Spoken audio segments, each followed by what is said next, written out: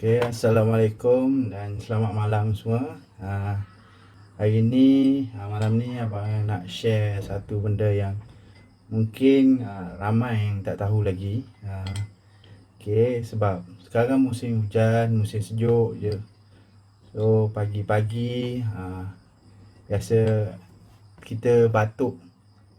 Kita batuk, lepas tu rasa macam geli-geli dekat tekak ni. Okay, sejuk.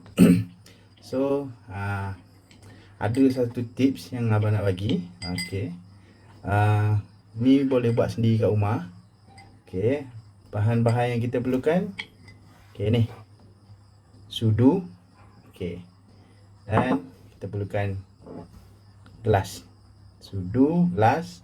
Okay, dan satu bahan yang paling penting, okay, ni garam halus. Okay, caranya, okay, yang kita potong dulu ni. Okay,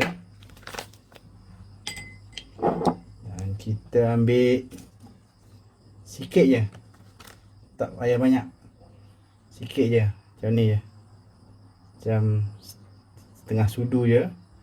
Okay, kita letak dalam ni. Okay, lepas tu ni kita ambil air suam. Air suam kita tuang dalam ni.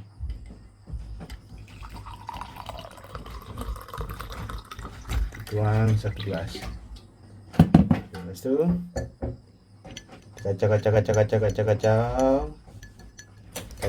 kacau. Okay, last step, senang je. Ambil ni, buat kumur.